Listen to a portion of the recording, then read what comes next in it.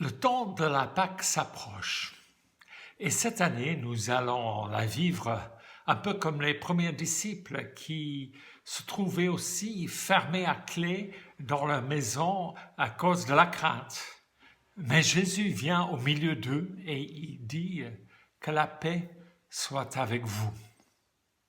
À l'église évangélique baptiste de l'avenue de Maine, nous allons vivre cette semaine non avec regret de ne pas être ensemble, mais plutôt par la foi, avec joie et confiance en Dieu. Dimanche prochain, nous allons chanter Hosanna, Dieu sauve-nous.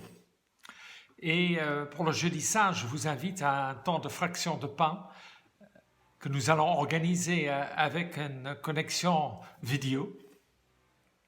Et pour le vendredi saint, nous allons aussi lire la Passion selon l'évangile de Matthieu pour arriver à dimanche, le dimanche de Pâques, pour célébrer l'espoir du monde, Christ ressuscité. À l'étude biblique cette année, nous avons étudié ensemble le prophète Ésaïe. Et juste au moment du confinement, nous sommes arrivés au milieu des poèmes du serviteur souffrant. Et j'aimerais lire en préparation de la Pâque un extrait de ce fameux poème d'Ésaïe 53 et je lis selon la traduction du Semeur. Qui a cru à notre message et à qui était révélée la puissance de l'Éternel?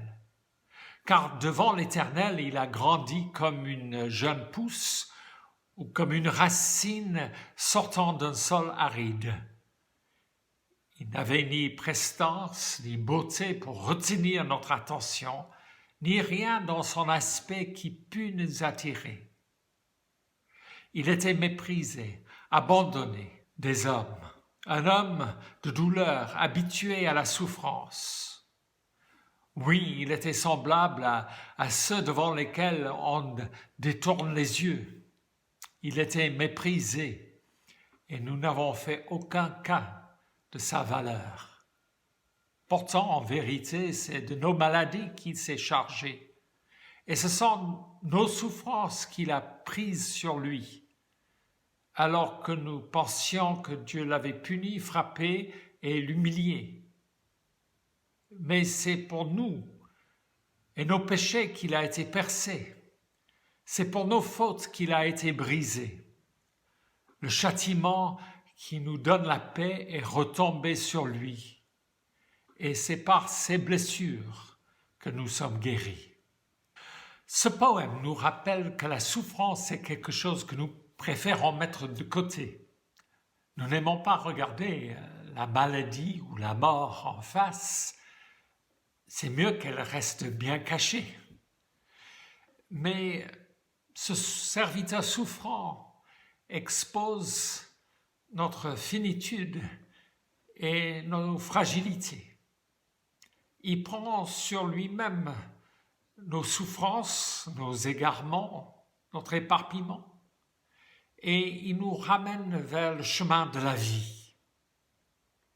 Si vous regardez ce psaume en entier, vous allez constater que c'est un psaume qui célèbre le succès du serviteur.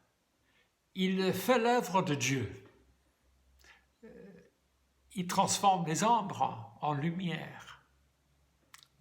Ma prière pour nous tous dans ce temps de la préparation de la Pâque, c'est que notre chemin soit transformé afin que nous vivions cette libération de l'esclavage, qu'il soit de la peur, de la mort, du péché, et que la paix du Christ soit avec nous.